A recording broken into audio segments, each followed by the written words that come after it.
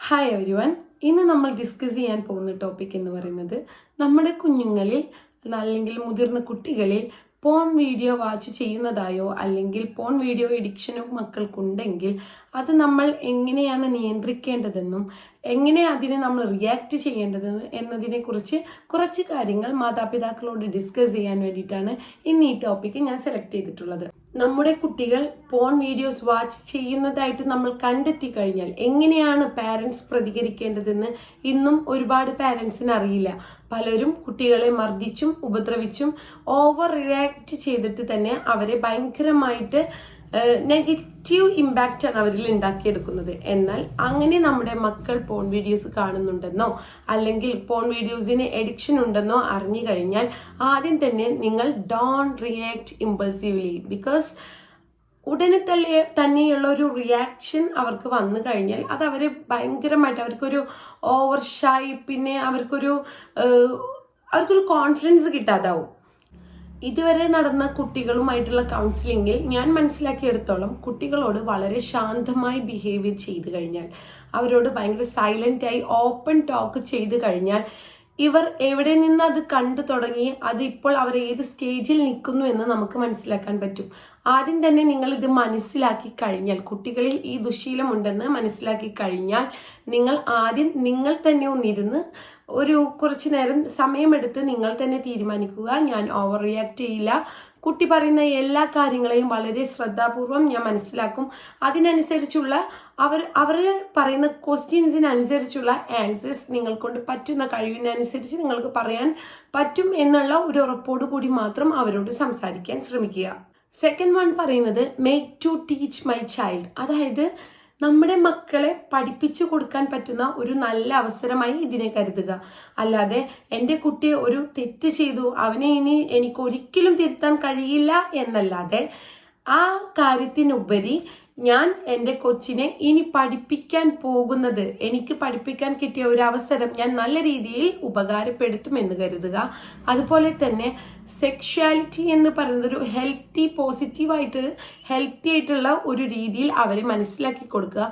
Porn videos കണ്ടു കഴിഞ്ഞാൽ അതിനെക്കുറിച്ചുള്ള കോൺസിക്വൻസസിനെ, അത് കണ്ടു കഴിഞ്ഞ അഡിക്ഷൻ വന്നാൽ അതിനെക്കുറിച്ചുള്ള അപകടങ്ങളെ കുറിച്ച് കുട്ടികളോട് നല്ല ഫ്രണ്ട്ലി ആയിട്ട് പറഞ്ഞ് മനസ്സിലാക്കാൻ നിങ്ങൾ ശ്രമിക്കുക.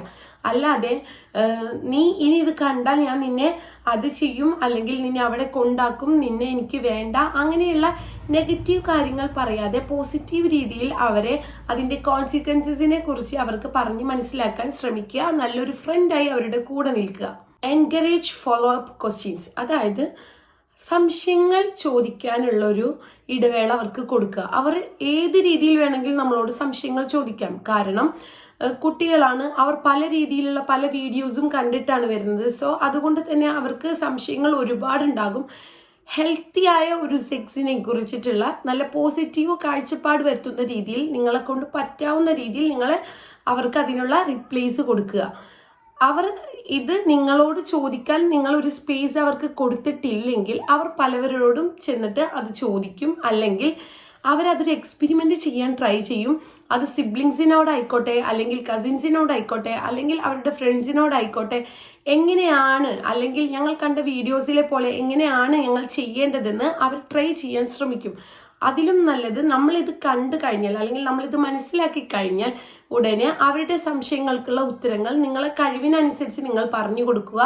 അതല്ലാതെ നിങ്ങൾക്ക് ഒരു സംശയം വരികയാണ്, അല്ലെങ്കിൽ നിങ്ങൾക്ക് മക്കളുടെ മുന്നിൽ ഇത് പറയാൻ നാണക്കേടോ ബുദ്ധിമുട്ടോ ഉണ്ടെങ്കിൽ നിങ്ങൾ ഉടനെ തന്നെ ഒരു പ്രൊഫഷണൽ സൈക്കോളജിസ്റ്റിനെയോ അല്ലെങ്കിൽ ഒരു കൗൺസിലറെയോ കണ്ട് ഇതിനെക്കുറിച്ച് നിങ്ങൾ കുട്ടികളെ അവിടെ കൺസൾട്ട് ചെയ്യേണ്ടതാണ്.